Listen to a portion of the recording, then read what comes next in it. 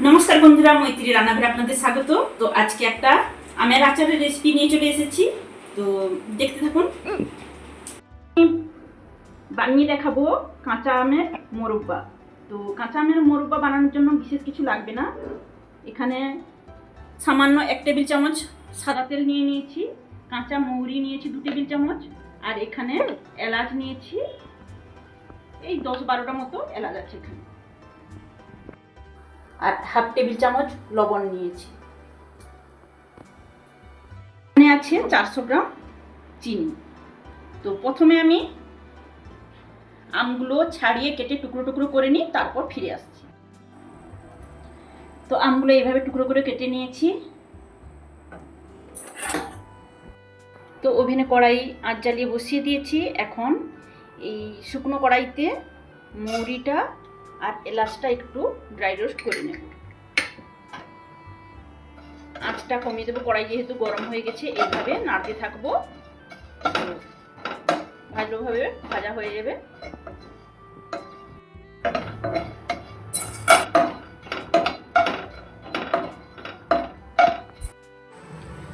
তো ভাজা হয়ে গেছে মশলাটা, এবার আমি গ্রাইন্ডারে গুঁড়ো করে নেব। কাপের মধ্যে নিয়ে নিচ্ছি, এগুলো আমি গুঁড়ো করে নেব। তো কড়াইটা আমি আবার আঁচ জ্বালিয়ে বসিয়ে দিচ্ছি। এবার এতে আমি সাদা তেলটা দিয়ে দেব। তো তেলটা একটু গরম হয়ে যাক। তো তেলটা তো গরম হয়ে গেছে, এবার আমি ওই তেলের মধ্যে আমগুলো দিয়ে দেবো একে একে।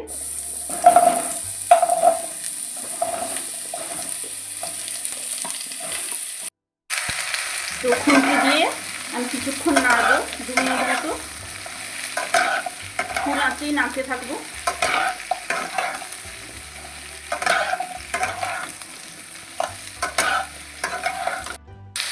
লবণটাও এর মধ্যে আমি দিয়ে দিচ্ছি এই সময়।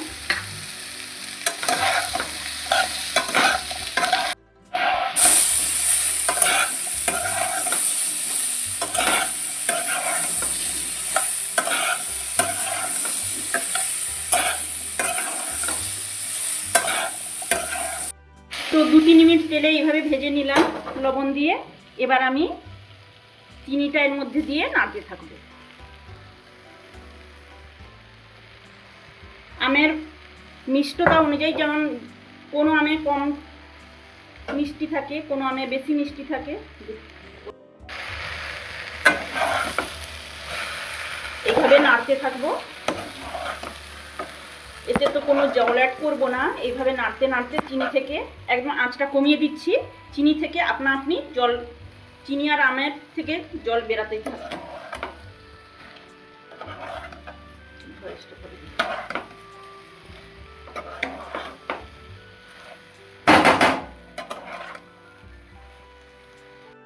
নাড়তে নাড়তে কীভাবে জল বেরাচ্ছে দেখুন।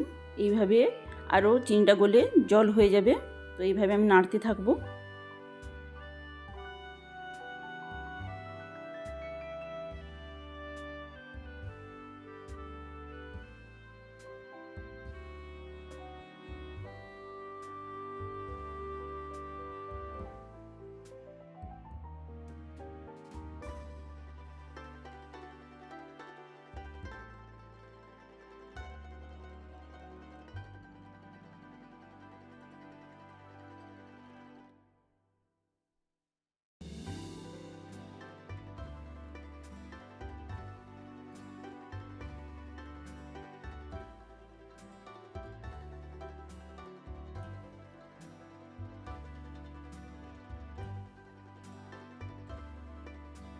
তো আমের সঙ্গে নাড়তে নাড়তে চিনিটা পুরো জল হয়ে গেছে দেখুন, কিভাবে একদম গলে গেছে চিনিটা।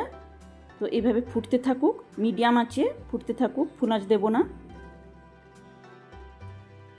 চিনির জলটা ফুটতে ফুটতে একটা আঠালোভাবে যখন হয়ে আসবে, তখন আমি আঁচটা বন্ধ করে দেবো। তো এইভাবে ফুটতে থাকুক।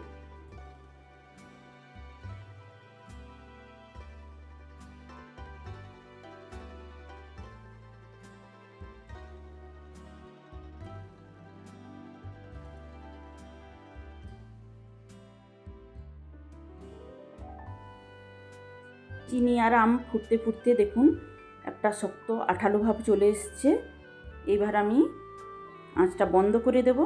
আর মৌরি আর এলাচটাকে গুঁড়ো করে নিয়েছি গ্রাইন্ডারে, তো এই গুঁড়ো মশলাটাকে উপর থেকে এবার আমি ছড়িয়ে দেব। কাঁচা আমের মোরব্বা এইভাবে তো আমি বানিয়ে থাকি। আপনাদের কেমন লাগলো কমেন্টের মাধ্যমে জানাবেন। তো একটু খুন্তি দিয়ে নাড়িয়ে চাড়িয়ে নেব। আঁচ তো বন্ধ করে দিয়েছি। তো ভাত, রুটি, পরোটা সমস্ত কিছুর সঙ্গে এই মোরব্বা খাওয়া যাবে। তো একটু ঠান্ডা হতে দেব, তারপর সার্ভ করব। ঠান্ডা হয়ে গেছে, এবার আমি সার্ভ করে নেব একটা পাত্রে।